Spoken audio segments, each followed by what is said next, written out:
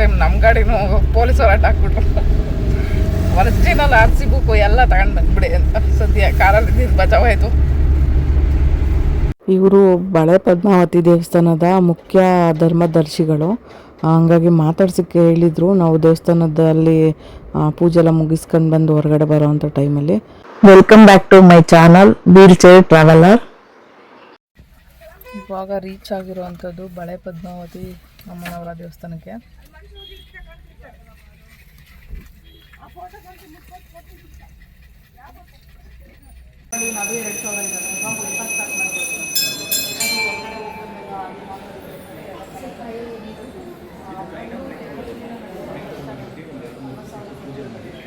So ಇವ್ರ ಕಡೆಯಿಂದ ನನಗೆ ಅಮ್ಮನವ್ರದ್ದು ಒಂದು ಪೂಜೆಯ ಒಂದು ಸೀರೆ ಸಿಕ್ತು. ನಿಜವಾಗ್ಲೂ ತುಂಬ ಖುಷಿ ಆಯಿತು ಇವ್ರ ಕಡೆಯಿಂದ ಸಿಕ್ಕಿತ್ತು. ಆಮೇಲೆ ಯೂಟ್ಯೂಬರ್ ಅಂತ ಹೇಳಿದ್ಮೇಲೆ ದೇವಸ್ಥಾನ ಪೂರ್ತಿ ವೀಡಿಯೋ ಮಾಡೋದಕ್ಕೆ ಅಂತ ಹೇಳ್ಬಿಟ್ಟು ನನಗೆ ಪರ್ಮಿಷನ್ ಕೂಡ ಧರ್ಮದರ್ಶಿಗಳು ಕೊಟ್ಟರು. ಬಟ್ ನಾವು ಹೋಗಿದ್ದ ಟೈಮಿಂಗ್ಸ್ ಬಂದು ಲೇಟ್ ಆಗ್ತಾಯಿತ್ತು. ಸೊ ಅದಕ್ಕೆ ನಾವು ಒಳಗಡೆ ಇನ್ನು ಮತ್ತೆ ವೀಡಿಯೋ ಮಾಡೋದಕ್ಕೆ ಕಷ್ಟ ಆಗ್ತಾಯಿತ್ತು. ಹಂಗಾಗಿ ಇಲ್ಲಿ ಮೂರ್ತಿ ಸ್ಥಾನ ಬೇರೆ ಇದೆ, ಮೂಲ ಸ್ಥಾನ ಬೇರೆ ಇದೆ. ಮೂಲ ಸ್ಥಾನ ದೇವಿನ ಇಲ್ಲಿ ಮೂರ್ತಿ ಸ್ಥಾನದಲ್ಲಿಟ್ಟು ಪೂಜೆ ಮಾಡಿಸೋ ಅಂಥದ್ದಂತೆ ಪೂಜೆ ಮಾಡ್ತಾ ಇರೋದು. ಸೊ ಇವಾಗ ನಾವು ನೋಡ್ತಾ ಇರೋ ಒಂದು ಪ್ಲೇಸ್ ಬಂದು ಮೂರ್ತಿ ಸ್ಥಾನ, ಅಂದರೆ ಮೂರ್ತಿನ ಅಲ್ಲಿಂದ ತೊಗೊಂಡು ಬಂದು ಇಲ್ಲಿ ಪೂಜೆ ಮಾಡ್ತಾ ಇರೋ ಅಂಥದ್ದಂತೆ. ಅವರೇ ಹೇಳಿದರು.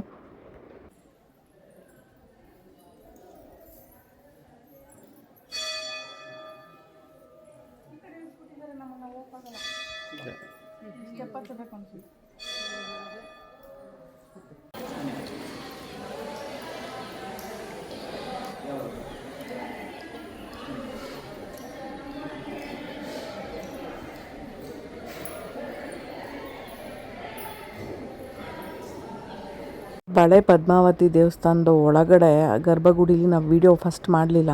ಸೊ ಪರ್ಮಿಷನ್ ಆಮೇಲೆ ಸಿಕ್ಕಿದ್ದು ನಮಗೆ. ಬಟ್ ಅಲ್ಲಿ ನಾನು ಬಳೆ ಎಲ್ಲ ಕೊಟ್ಟು ದೇವಸ್ಥಾನಕ್ಕೆ ಪೂಜೆ ಮಾಡಿಸಿದ್ದೆಲ್ಲ ಮುಗ್ದಿತ್ತು. ಅದಾದಮೇಲೆ ಈ ಕಡೆ ಒಂದು ರೌಂಡ್ ಬಂದು ಇಲ್ಲಿ ಬಂದಾಗ ಮುಕ್ತಿನಾಗ ಒಂದು ಇತ್ತು, ಏಕಶಿಲಾ ಒಂದು ಇದು ಅಂತ ಹೇಳ್ಬೋದು, ನಾಗರದ್ದು ಒಂದು ಮೂರ್ತಿ ಅಂತ ಹೇಳ್ಬೋದು. ಬಟ್ ಇದು ರಾಮವಳ್ಳಿ ಹತ್ರ ಕೂಡ ಇದೆ. ರಾಮವಳ್ಳಿ ಗೇಟಿಂದ ಒಳಗಡೆ ಹೋಗಬೇಕು ಕೆಂಗೇರಿ ಹತ್ರ. ಸೊ ಅಲ್ಲೊಂದು ಇದೆ, ಸಿಕ್ಕಾಪಟ್ಟೆ ದೊಡ್ಡ ದೇವಸ್ಥಾನ ಅದು ಮುಕ್ತಿನಾಗ. ಬಟ್ ಇಲ್ಲೂ ಏಕಶಿಲದೇ ಇರೋದು. ಫಸ್ಟ್ ಟೈಮ್ ನಾವು ಈ ಪ್ಲೇಸಿಗೆ ಬಂದಿರೋ ಅಂಥದ್ದು.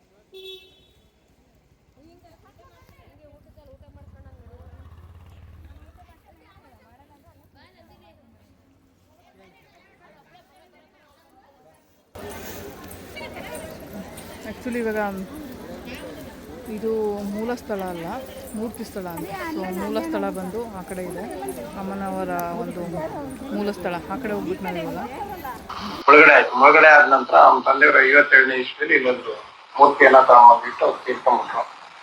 7ನೇದಾಗಿ ನಾನು ಪೂಜೆ ಮಾಡ್ಲಿಕ್ಕೆ ಸ್ವಲ್ಪ ಒಂದು ಹೋಗ್ತಾ ಇರಲಿಲ್ಲ. 65ನೇ ಇಸ್ವಿಯಲ್ಲಿ ನಾವು ಕೆಲ್ಸಕ್ಕೆ ಸೇರಿದ್ವಿ, KBC ಕೆಲಸಕ್ಕೆ. ಆವಾಗ ಏನಾಯ್ತು ಅಂತಂದ್ರೆ ನನಗೆ ಹೆಚ್ಚಿಗೆ ಬೆಳಿಗ್ಗೆ ಶುರುವಾಯಿತು. ಎಲ್ಲಿ ಕೇಳಿದ್ರು ಕೂಡ ನಿಮ್ಮ ಮನೆ ದೇವ್ರ ತೊಂದರೆ ಅಂತ ಇತ್ತು. ಅವಾಗ ಸರಿ ಏನ್ ಮಾಡ್ಬೇಕು ಅಂತಂದು ನಾನು ಯೋಚನೆ ಮಾಡಿ, ಸರಿ ಮನೆ ದೇವರೇ ಆಗಿದ್ರೆ ನಾನು ಇವತ್ತು ಪೂಜೆ ಮಾಡ್ತೀನಿ, ನೆಕ್ಸ್ಟ್ ಶುಕ್ರವಾರ ಅನ್ನೋದ್ರೊಳಗೆ ಹಿಂದೆ ನಮ್ಮ ತಂದೆಯವ್ರ ಪೂಜೆ ಮಾಡ್ಬೇಕಾದ್ರೆ ಹಾವು ಬರ್ತಿತ್ತಂತೆ. ಆ ರೀತಿಯಲ್ಲಿ ಹುತ್ತದಲ್ಲಿ ಹಾವು ಕಂಡ್ರೆ ಮಾತ್ರ ನಾನು ಪೂಜೆ ಮಾಡ್ತೀನಿ, ಇದರಿಂದ ಪ್ರಾರ್ಥನೆ ಮಾಡಿ ಬಂದೆ. ನಂತರಕ್ಕೆ ನೆಕ್ಸ್ಟ್ ವಾರ ನಾವು ಹೋಗೋದ್ರೊಳಗೆ 1-2 ಹುತ್ತ ಬಂದಿದ್ದರಲ್ಲಿ ಹಾವು ಸುತ್ತಾಕೊಂಡು ಮಲಗಿತ್ತಲ್ಲಿ. ನಂತರಕ್ಕೆ ನಾನು ಗೌರ್ಮೆಂಟ್ ಕೆಲಸ ಬಿಟ್ಟು ದೇವ್ರ ಪೂಜೆಯನ್ನ ಶುರು ಮಾಡಿದೆ. ಶುರು ಮಾಡಿದ್ಮೇಲೆ ಇಲ್ಲಿ ಭಕ್ತಾದಿಗಳು ಬಹಳ ಬರ್ಲಿಕ್ಕೆ ಶುರು ಮಾಡಿದ್ರು. ಎಲ್ಲರೂ ಕೂಡ ಬರ್ತಾ ಇದ್ದಾರೆ. ದೇವಸ್ಥಾನ ಅಲ್ಲಿ ಏನ್ ಸೂಚನೆ ಸಿಗುತ್ತೆ ಅಂದ್ರೆ, ನಿಮ್ಮ ಮನೆ ದೇವರಿಗೆ ನೀವು ಪೂಜೆ ಪುನಸ್ಕಾರ ಮಾಡ್ತಾ ಇಲ್ಲ, ಅದಕ್ಕೋಸ್ಕರ ನಿಮ್ಗೆ ಈ ತರ ತೊಂದರೆಗಳು ಬರ್ತಾ ಇದೆ ಅಂತ ಹೇಳಿ ಸೂಚನೆ ಸಿಗುತ್ತೆ. ನಂತರ ಆ ವಿಚಾರವನ್ನ ಅಜ್ಜವರಿಗೆ ತಿಳಿಸ್ತಾರೆ ಅವ್ರ ಮನೆಯವರು. ಅವರು ಅದನ್ನ ಗಂಭೀರವಾಗಿ ಪರಿಗಣಿಸಲ್ಲ, ಮತ್ತೆ ನಂಬಲ್ಲ. ದೇವ್ರ ಮೇಲೆ ನಂಬಿಕೆ ಕಮ್ಮಿ ಇರುತ್ತೆ ಹಾಗೆ ಅವರಿಗೆ ಆ ಏಜ್ ಅಲ್ಲಿ. ಅವಾಗ ಏನಾಗುತ್ತೆ ಅಂದ್ರೆ, ಮನೆ ತುಂಬಾ ಕಷ್ಟಗಳು ಜಾಸ್ತಿ ಆದಾಗ ಅವ್ರ ತಂದೆಯವರು ಈ ಸ್ಥಳದಲ್ಲಿ ಮೂರ್ತಿ ಇಟ್ಟಿರೋದು ಗೊತ್ತಿರುತ್ತೆ. ಅವ್ರ ಮನೆ ಪಕ್ಕದಲ್ಲಿ ಒಂದು ಕಲ್ಲಿನ ಮೂರ್ತಿ ಇಟ್ಟಿರ್ತಾರೆ. ಆ ಮೂರ್ತಿ ಇಟ್ಟಿರೋ ಜಾಗ ಗೊತ್ತಿರುತ್ತೆ. ಅವ್ರಿಗೆ ಮನ್ಸಿಗೆ ಬೇಜಾರಾಗತ್ತೆ, ನಮ್ಗೆ ಯಾಕೆ ನಮ್ಮ ಮನೆ ದೇವ್ರು ಈ ತರ ತೊಂದರೆ ಕೊಡ್ತಾ ಇದೆ ಅಂತ ಹೇಳಿ. ತೊಂದರೆ ಕೊಡ್ತಾ ಇದೆ ಅಂತ ಗೊತ್ತಾದಾಗ ಈ ಸ್ಥಳಕ್ಕೆ ಬರ್ತಾರೆ. ಬಂದಾಗ ಆ ಮೂರ್ತಿ ಇಟ್ಟಿರೋ ಸ್ಥಳದಲ್ಲಿ ಒಂದು ದೇವ್ರ ಮುಂದೆ ಒಂದು ಸಂಕಲ್ಪ, ಒಂದು ವಚನ ಹೇಳ್ತಾರೆ. ಇನ್ ನಮ್ಮ ಮನೆ ದೇವರೇ ಸತ್ಯನೇ ಆಗಿದ್ರೆ ಹೆಬ್ಬೈಲಲ್ಲಿ ಹೇಗೆ ನೆಲೆಸಿದ್ದೆ ಅಂತ ನಮ್ಮ ಪೂರ್ವಜರು ಹೇಳ್ತಾರಲ್ಲ, ಹುತ್ತದಲ್ಲಿ ನೆಲೆಸಿದ್ದೆ, ಹಾವಿನ ಮರಿಗಳನ್ನೆಲ್ಲ ಎತ್ತು ಬದಿಗಿಟ್ಟು ಪೂಜೆ ಮಾಡ್ತಿದ್ರು, ಆ ತರ ಎಲ್ಲ ಹೇಳ್ತಾರಲ್ಲ, ಅದೇ ರೀತಿಯಲ್ಲಿ ನಿನ್ ನೆಲೆ ತೋರಿಸಿಲ್ಲಿ. ಅದೇ ರೀತಿಯಲ್ಲಿ ನಿನ್ನ ಹುತ್ತದಲ್ಲಿ ನೆಲೆ ನಿತ್ರೆ ಮಾತ್ರ, ನಿನ್ನ ಹುತ್ತದಲ್ಲಿ ನೆಲೆ ತೋರಿಸಿದ್ರೆ ಮಾತ್ರ ನಿನ್ನ ಮನೆ ದೇವರು ನಮ್ಮ ಅಮ್ಮನವರು ಅಂತ ನಾನು ನಂಬ್ತೀನಿ ಅಂತ ಹೇಳಿ ದೇವ್ರ ಮುಂದೆ ಒಂದು ವಚನವನ್ನ ಹೇಳಿ ಮನೆಗೆ ಹೋಗ್ತಾರೆ. ಹೋಗಿ ಮಾನ್ಯ ದಿನ ಬರ್ಬೇಕಾದ್ರೆ ಏನಾಗತ್ತಂದ್ರೆ, ಅಮ್ಮನವರು ಮೂರ್ತಿ ಇಟ್ಟಿದ್ದೀರಲ್ಲ, ಮೂರ್ತಿ ಅಡಿಯಿಂದಾನೆ ಹುತ್ತ ಎದ್ದು ಆ ಮೂರ್ತಿ ಮೇಲ್ ಬಂದಿರುತ್ತೆ. ಆ ಹುತ್ತಕ್ ಸುತ್ತ ಒಂದು ಸರ್ಪ ಸುತ್ತಿರುತ್ತೆ. ಆ ದೃಶ್ಯ ಅವ್ರ ಈ ಸ್ಥಳಕ್ಕೆ ಬಂದಾಗ ಅವ್ರಿಗೆ ಕಾಣಿಸ್ಕೊಂಡಾಗ ಅವ್ರಿಗೆ ಮನ್ಸಿಗೆ ಅರಿವಾಗತ್ತೆ, ಅಮ್ಮನವ್ರು ಇರೋದು ಸತ್ಯ ಹೌದು ಅಂತ ಹೇಳಿ. ಅವ್ರು ಆಡಿರೋ ಮಾತಿಗೆಲ್ಲ ಅವರಿಗೆ ತಪ್ಪಿನ ಅರಿವಾಗತ್ತೆ. ನಂತರ ಅಮ್ಮನವ್ರ ಹತ್ರ ಕ್ಷಮೆ ಯಾಚನೆ ಮಾಡಿ ದೇವಿಗೆ ಪೂಜೆ ಪ್ರಾರಂಭ ಮಾಡ್ತಾರೆ. ಅವ್ರಿಗೆ ಮನ್ಸಿಗೆ ಪೂಜೆ ಮಾಡೋದು ಗೊತ್ತಿರಲ್ಲ, ಯಾಕಂದ್ರೆ ಸಂಸ್ಕೃತಿ ಎಲ್ಲ ಅಲ್ಲೇ ಬಿಟ್ಟಿರ್ತಾರೆ. ಇಲ್ಲಿ ಏನಿದ್ರು ಹೊಸದಾಗಿ ಪ್ರಾರಂಭ ಮಾಡ್ಬೇಕು, ಅವ್ರಿಗೆ ಯಾರು ಹೇಳ್ಕೊಟ್ಟಿರಲ್ಲ. ಅವ್ರಿಗೆ ಏನ್ ಮನ್ಸಿಗೆ ತೋಚುತ್ತೆ ಅಮ್ಮನವ್ರಿಗೆ ಹೇಗೆ ಪೂಜೆ ಮಾಡ್ಬೇಕು ಅನ್ಸುತ್ತೆ, ಆ ರೀತಿ ಪೂಜೆ ಪುನಸ್ಕಾರ ಮಾಡ್ತಾ ಬರ್ತಾರೆ. ಆ್ಯಕ್ಚುಲಿ ಇಲ್ಲೆಲ್ಲ ಮನೆ ಕಟ್ಟೋ ಕನಸು ನೆರವೇರ್ಲಿ ಅಂತ ಹೇಳ್ಬಿಟ್ಟು ಕಲ್ಲೆಲ್ಲ ಇಟ್ಟಿದ್ದಾರೆ. ಸೊ ಅದಕ್ಕೆ ನಾವು ಹೊಸ ಕಲ್ಲಲ್ಲಿ ಇಡೋಣ ಅಂತ ಹೇಳ್ಬಿಟ್ಟು ಪೂರ್ವಿನೂ ಟ್ರೈ ಮಾಡ್ತಾ ಇರೋದು. ಹೊಸದೊಂದು ಮನೆ ಆಗಬೇಕು ಅನ್ನೋದು ಒಂದು ಆಸೆ.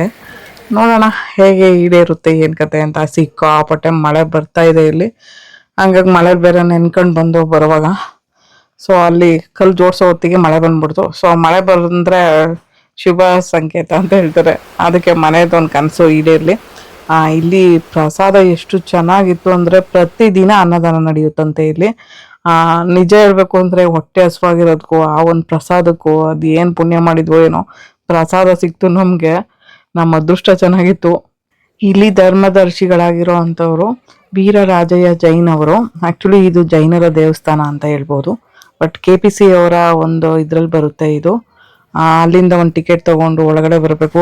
ಅದೇ ಹೇಳಿದ್ನಲ್ಲ, ಇಲ್ಲಿ ಬರ್ಬೇಕಾದ್ರೆ ಚೆಕಿಂಗ್ ಇರುತ್ತೆ ಅಂತ. ಅದು ವೀರರಾಜಯ್ಯ ಜೈನ್ ಅವರು KPCಲಿ ವರ್ಕ್ ಮಾಡ್ತಿರ್ತಾರೆ, ಬಟ್ ಅವರ ತಂದೆ ಪೂಜೆ ಮಾಡ್ತಾ ಇರೋಂಥ ಒಂದು ದೇವಿ ಇದು ಅಂತ ಹೇಳ್ಬೋದು.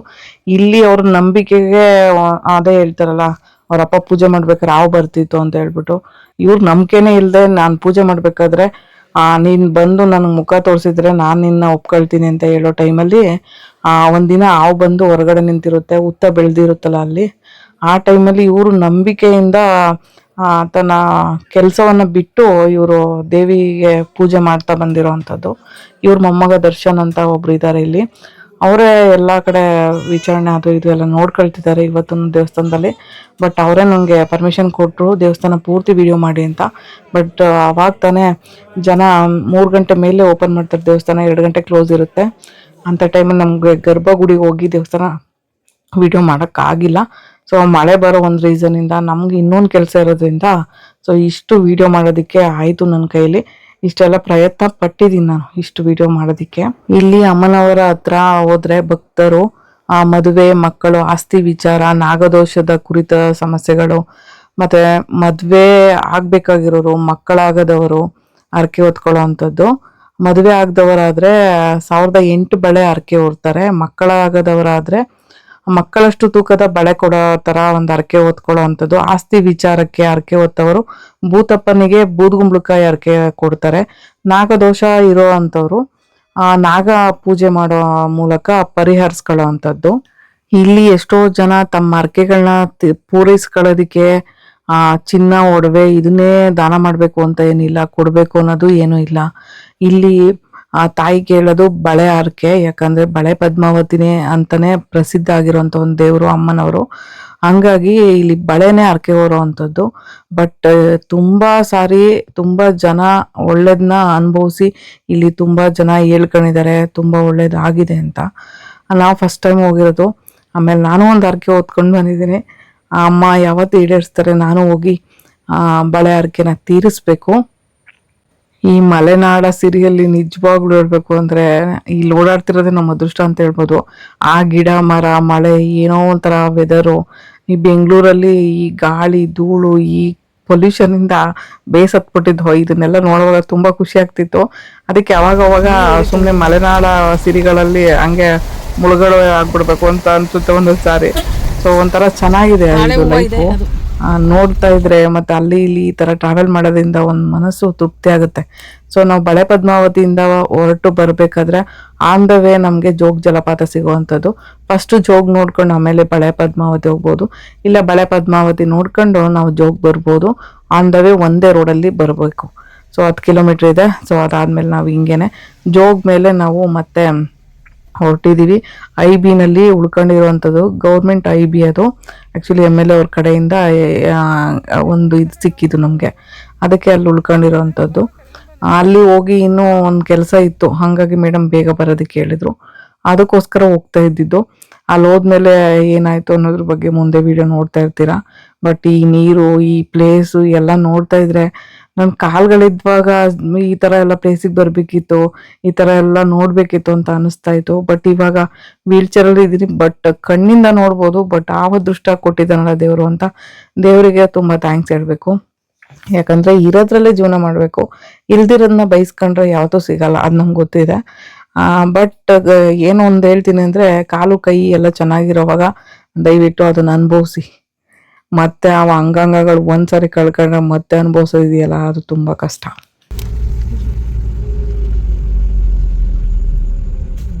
Murudeshwar 88 1 hour 60 kilometre. ಇಲ್ಲಿವರೆಗೆ ಗಂಟ ಬಂದಿದ್ದೀವಿ. 1 hour ಹೋಗಿದ್ದೆ ಚೆನ್ನಾಗಿರ್ತಿತ್ತು. ಒಳ್ಳೆ ಬೋಟ್ ರೈಡಿಂಗ್ ಎಲ್ಲ ಮಾಡ್ಬೋದಾಗಿತ್ತು. ಸ್ಕೂಬಾ ಡೈವಿಂಗ್ ಎಲ್ಲ ಐತೆ ಅನ್ಸುತ್ತೆ ಅಲ್ಲಿ.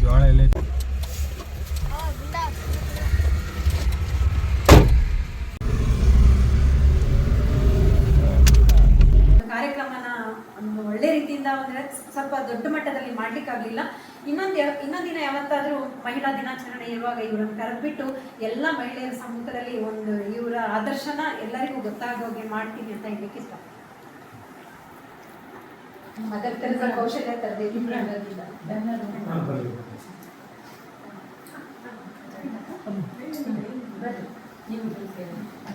ಹಾಕೊಂಡು ಹಾಗೆ ನಿಂತ್ಕೊಳ್ಳಿ.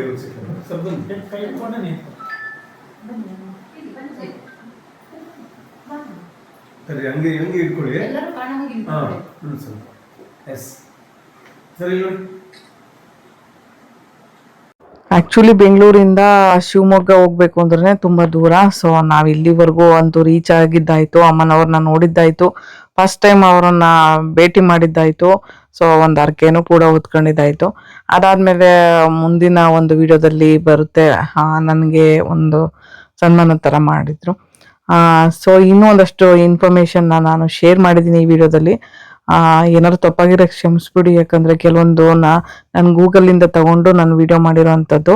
ನನ್ನ ಕೈಲಾಗಿದ್ದ ನಾನು ಪ್ರಯತ್ನ ಪಟ್ಟು ಅಮ್ಮನವ್ರ ಬಗ್ಗೆ ಹೇಳಿದ್ದೀನಿ. ಯಾರೆಲ್ಲ ಒಂದು ಹರಕೆ ತೀರಿಸಿ ಹರಕೆ ಹೊತ್ಕೊಂಡು ಏನೆಲ್ಲ ಆಯಿತು ಅಂದ್ಬಿಟ್ಟು ನನಗೆ ಕಮೆಂಟ್ ಸೆಕ್ಷನಲ್ಲಿ ಕಮೆಂಟ್ ಹಾಕಿ. ಯಾಕಂದರೆ ಒಂದಷ್ಟು ಜನಕ್ಕೆ ಗೊತ್ತಾಗುತ್ತೆ. ಬಟ್ ಇವೆಲ್ಲ ನಮ್ಮ ಹಿಂದೂ ಸಂಪ್ರದಾಯದ ನಂಬಿಕೆಯಿಂದನೇ ಜೀವನ ನಡೆಯೋ ಅಂಥದ್ದು. ಹಾಗಾಗಿ ಸೊ ವಿಡಿಯೋ ಹೇಗಿತ್ತು ಅಂತ ಹೇಳಿ ಕಮೆಂಟ್ ಹಾಕಿ. ನನ್ನ ಟ್ರಾವೆಲ್ ವಿಡಿಯೋಸ್ ಹೇಗೆ ಬರ್ತಿದ್ದಾವೆ, ಈ ವಿಡಿಯೋದಿಂದ ನಿಮ್ಗೆ ಏನಾದ್ರು ಉಪಯೋಗ ಆಗ್ತಿದೆಯಾ ಇಲ್ವಾ, ಎಲ್ಲದ್ರ ಬಗ್ಗೆನೂ ಕಮೆಂಟ್ ಹಾಕ್ಬೋದು. ನಾವು ಪಾಸಿಟಿವ್ನು ತಗೊಳ್ತೀವಿ, ನೆಗೆಟಿವ್ನು ತಗೊಳ್ತೀವಿ. ಯಾಕಂದರೆ ನೆಗೆಟಿವ್ ಹೇಳೋರೆಲ್ಲ ನೆಕ್ಸ್ಟು ಆಗೋ ತಪ್ಪುಗಳನ್ನ ಸರಿಪಡಿಸ್ಕೊಳ್ಳೋದಕ್ಕೆ ಹೇಳ್ತೀರಾ, ಅದು ನನಗೂ ಗೊತ್ತಿದೆ.